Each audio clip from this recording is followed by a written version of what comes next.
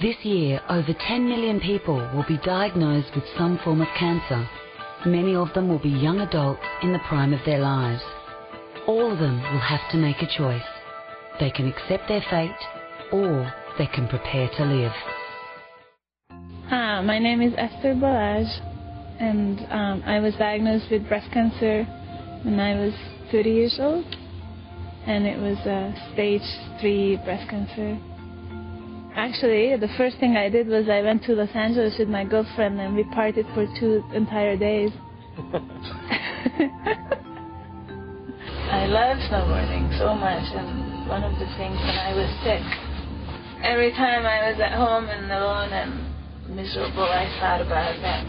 Once I'm fine, then I'm going to go out and ski or snowboard, and made me think like, I can't give up, I have to go. And so the next season after I was sick, I did it, and I was up and I've been snowboarding ever since.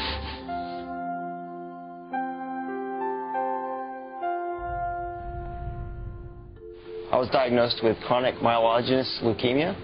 You know, before I was diagnosed, I was a big mountain biker. I was rock climbing, I was surfing, I was running. You know, I was doing everything and anything that was to be done. I was very athletic and very fit. For me, it's always been a very personal struggle and a personal battle, and yet I can't deny that without the help and support and good vibes and good energy of the hundreds of people that are out there that have been sending those kind of good things my way, that it is a shared victory, that I'm well now. My name's Kirk Souter. I'm 42 now. When I was 17, I was diagnosed with synovial sarcoma. It's a rare kind of cancer and a very aggressive one. I've just celebrated my 22nd year of being cancer-free. My name is Sheldon Punovich. I had acute myelogenous leukemia, and I was diagnosed when I was 31 years old. I've been kite surfing for about 4 years, and I'm completely addicted to it. I've been in remission for about a year and 5 months.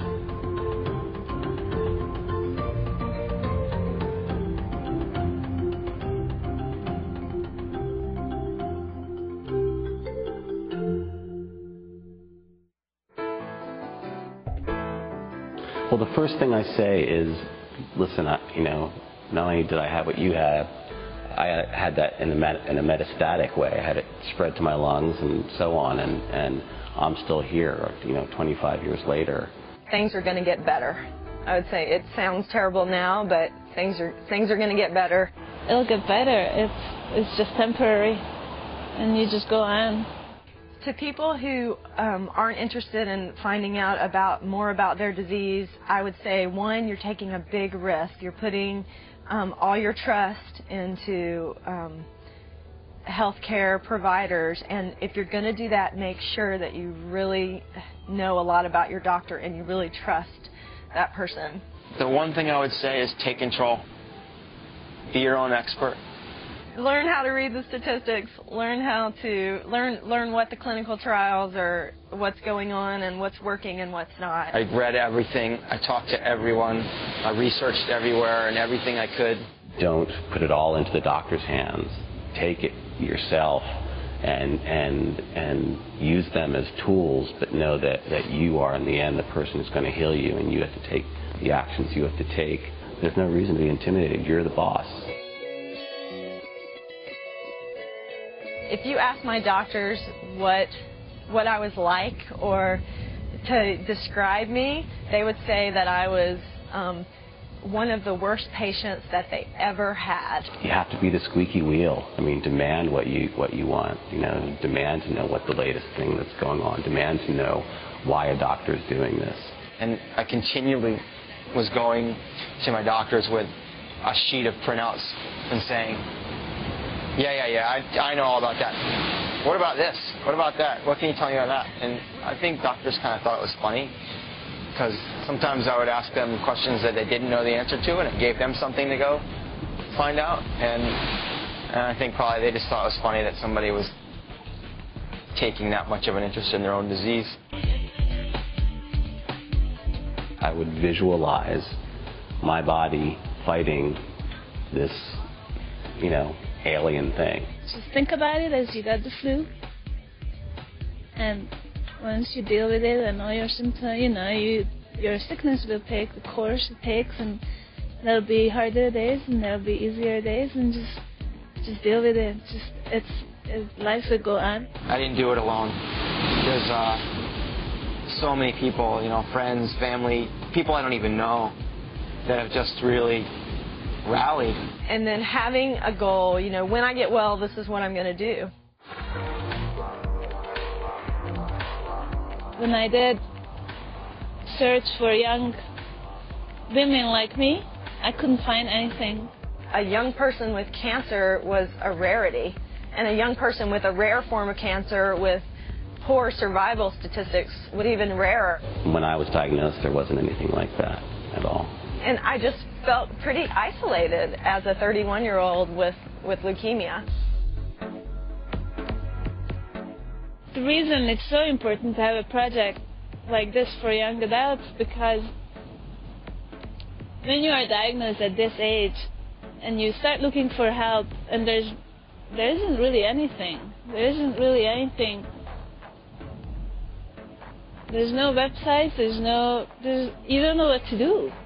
I guess I wish that I had access to other people my age with a similar diagnosis, and it didn't even have to be leukemia. It could be just another kind of cancer. When I was sick, had I known about something like this, it would have been so helpful to watch this and see what other people at my age did and what was possible to do, even though I could see someone not being able to snowboard or kite surf or do some extreme sport. But at least it would be such a big reassurance that it is possible to do anything that you want, and doesn't mean the end of your life. At the same time that cancer was one of the biggest, tragedies in my life, in a sense, it was also definitely kind of the biggest gift in that I felt like I had been living the rest of my life before that in kind of a coma. We as young people with cancer, we get this life lesson early on, and we sort of get put on the fast track to hopefully ultimately it will be some kind of enlightenment, but we get on that fast track, and in a lot of ways that is a positive experience.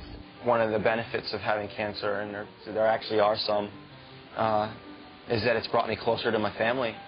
I think the dialogue and the love for my parents has definitely grown throughout the last 5 years, and it's a treat. To me, the gift that I received through dealing with cancer is the whole aspects of failure and success are kind of fictitious to me. It's you try something and you try and get as much out of it and learn and evolve and as you can. When you have cancer and a doctor walks into your room and says you've got 18 months to live, everything else just seems so silly that we worry about. It forces you to say, you've got to be happy right now with what you have. I think it's calmed me down quite a lot in terms of just how I think and about life and how I approach things. You feel different, and you are different, but it doesn't make you less desirable or less attractive. In fact, in a lot of ways, and to a lot of people, it will make you more attractive. I'm a lot less preoccupied with me, and I've got more room for other people and what they have to say and their opinions and what they're into.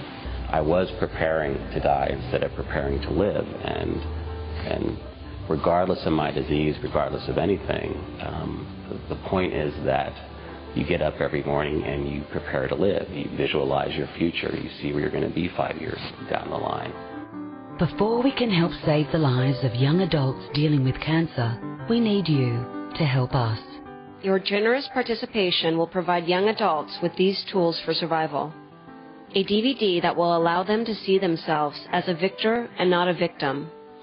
A website with a global peer-to-peer network that will enable the newly diagnosed to instantly access the knowledge of survivors, the hope needed to sustain them in their journey of survivorship. In other words, your participation today will directly result in young lives being saved. Now the newly diagnosed have two choices. They can accept their fate, or they can prepare to live. With your help, they will.